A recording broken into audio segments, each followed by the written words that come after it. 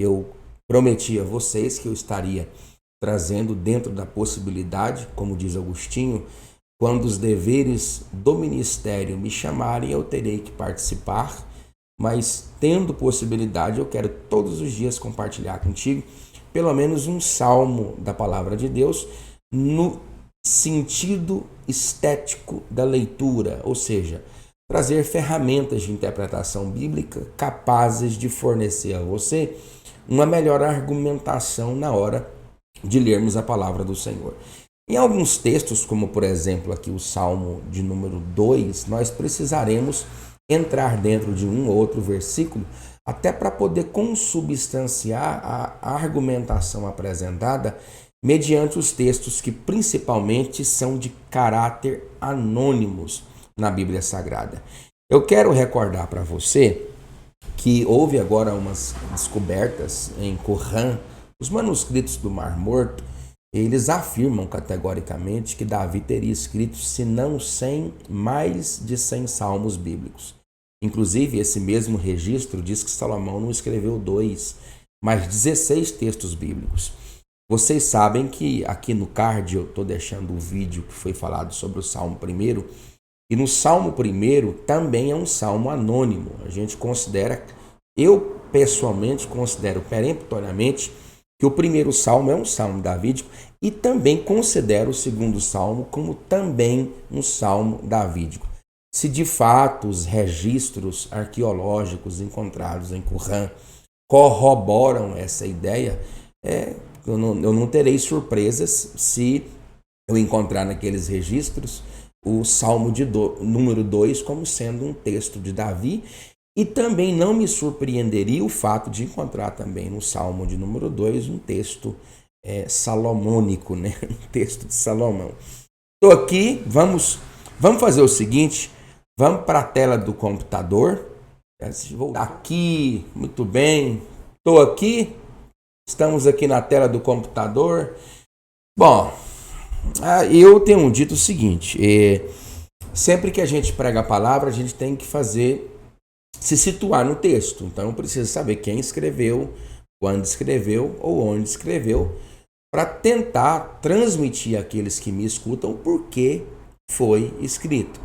Isso porque quando você traz um estilo de mensagem expositiva, você expõe o texto, que é uma prática de pregação muito difundida a partir da Reforma Protestante, inclusive ganhou grande veemência pastoril entre os puritanos, que eram aqueles anglicanos mais apaixonados por Cristo e pela pureza do século XVI, ali, século XV, ali entrando no século XVII, enfim.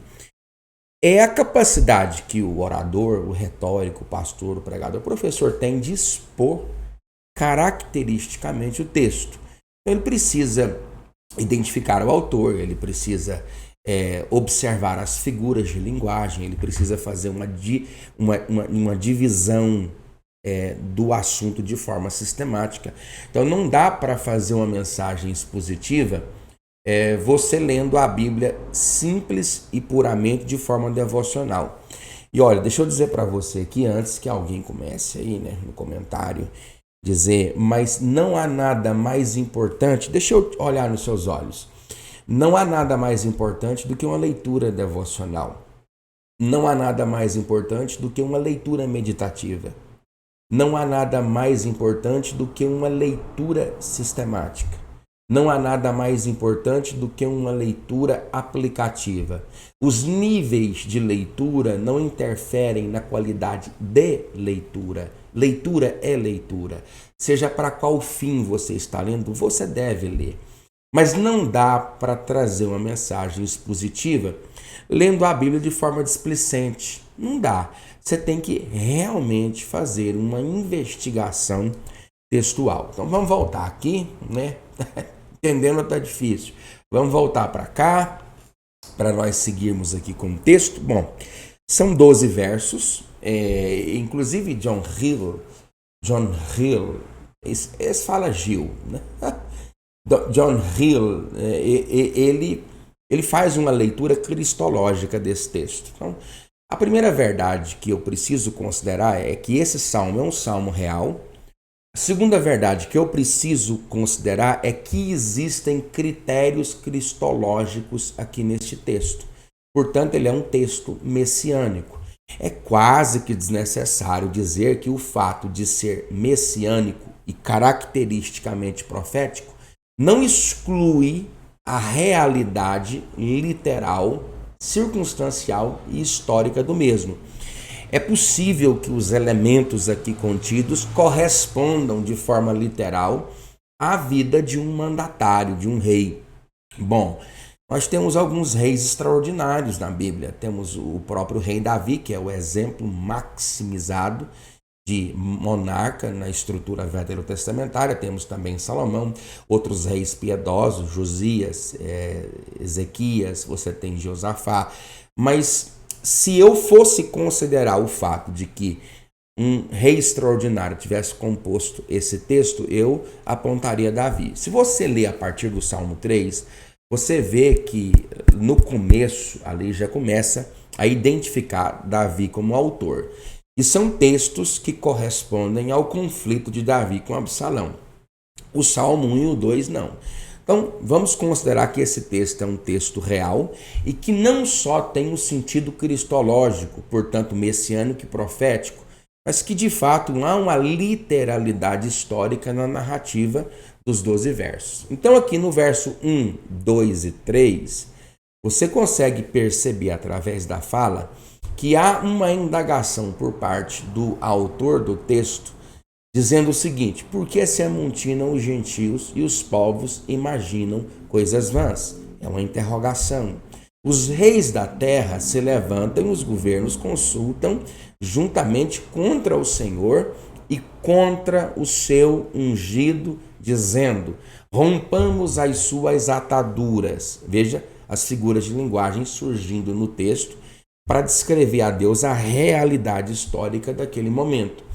Eu preciso dizer para você que o hebraico é um vocabulário pobre. Ele tem ali entre 8.500 expressões diferentes. Se você notar que em todo o livro dos Salmos, você vai perceber que existem 2.150 expressões diferentes a despeito dos vários autores aqui contidos.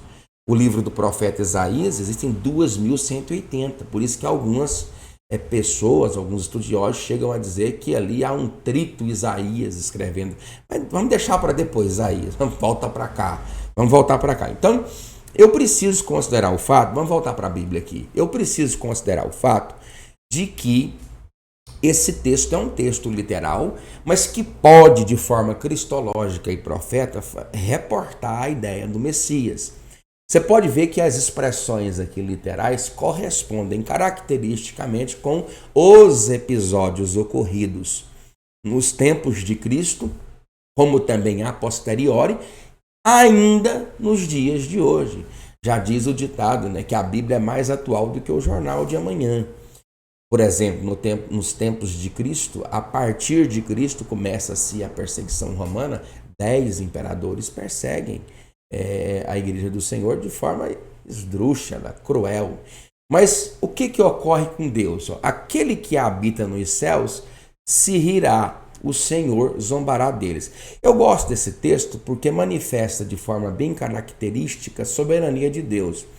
E a expressão rir aqui, se você tiver na Bíblia anotada .com.br, você não é bobo, você vai clicar aqui do lado. E eu deixei aqui para você, aquele que está assentado nos céus rirá. E eu coloquei da ira e tumulto dos pagãos na vã imaginação do povo, porque só um povo como nós que somos capazes de pensar que a nossa revolta constrange Deus. Deixa eu falar, nem a nossa revolta perturba a Deus, como também a minha glorificação não melhora a Deus como Deus. Deus não depende de nada no que se refere a plano horizontal para determinar. Não. Gente, vamos voltar para a Bíblia, senão eu vou ficar aqui muito tempo. Vamos voltar.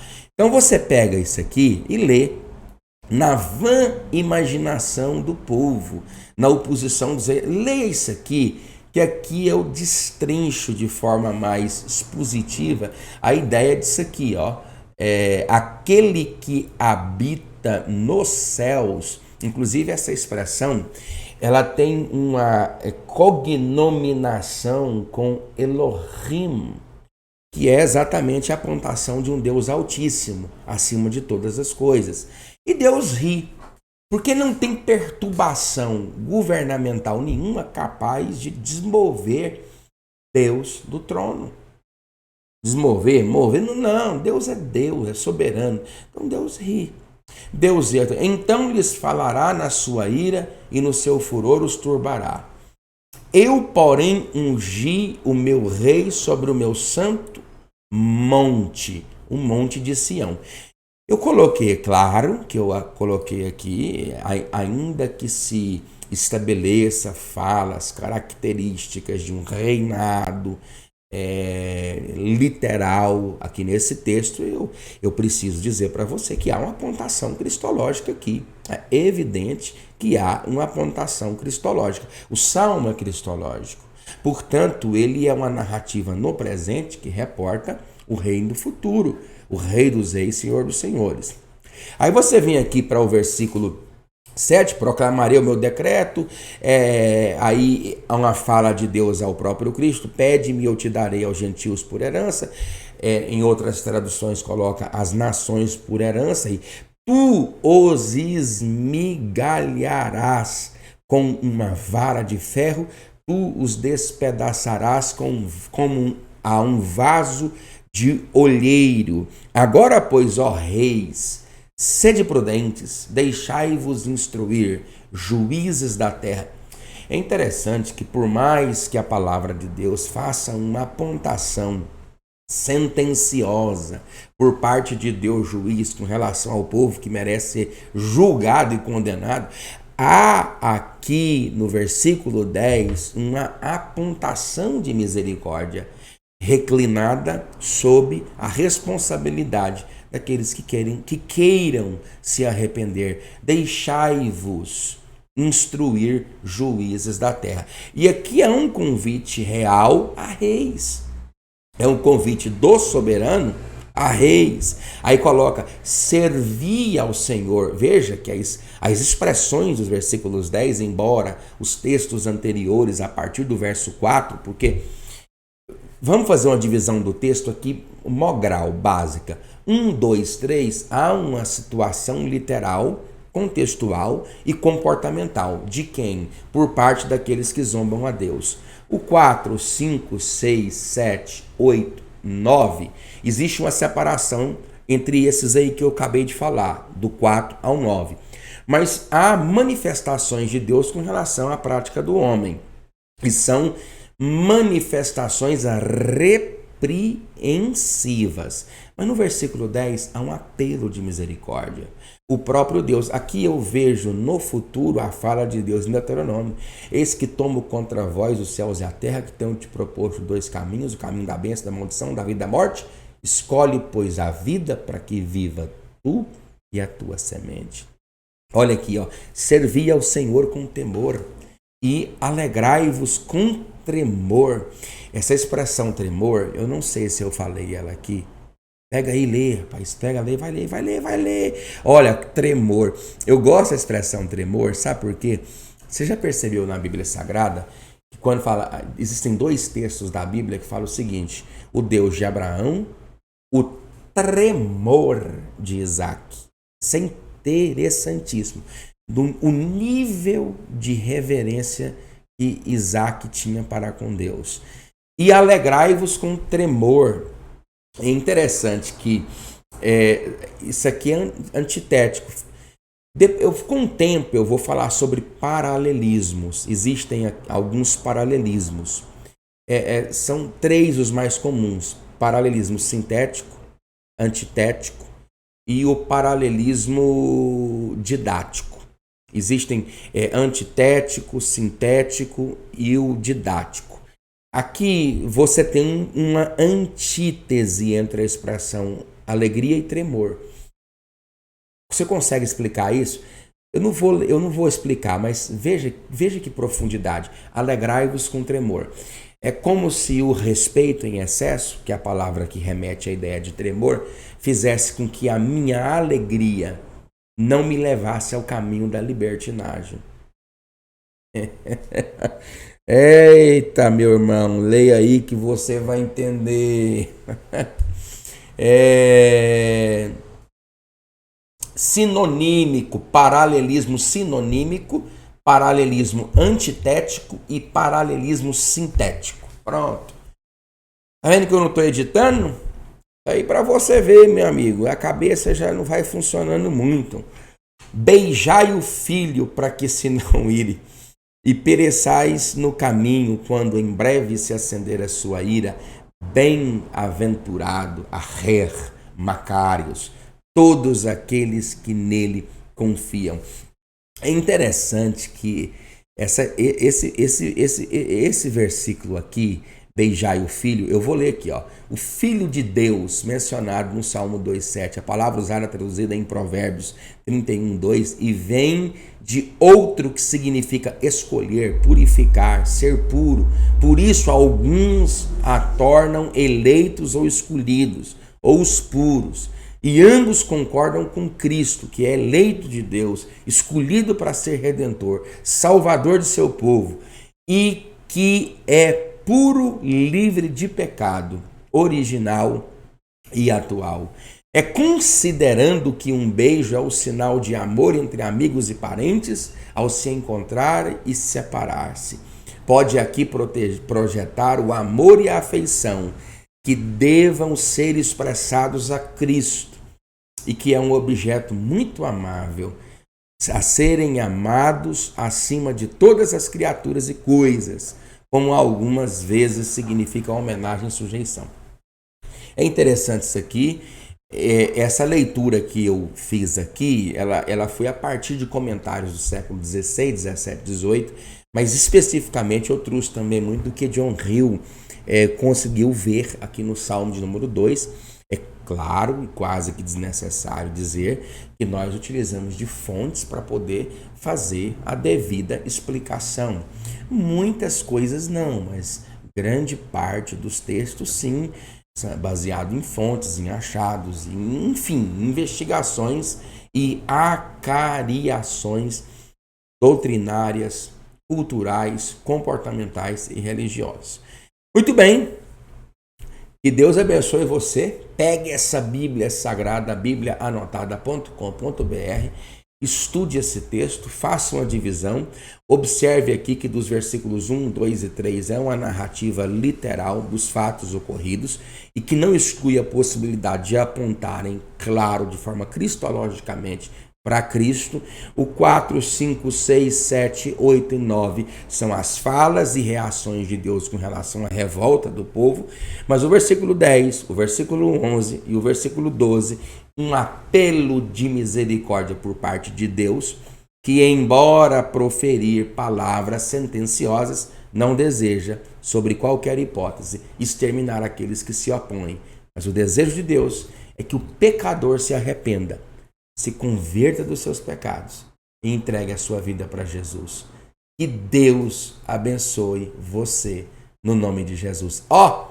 Se isso aqui faz para você sentido, compartilha e divulgue esse material. Que Deus abençoe no nome de Jesus.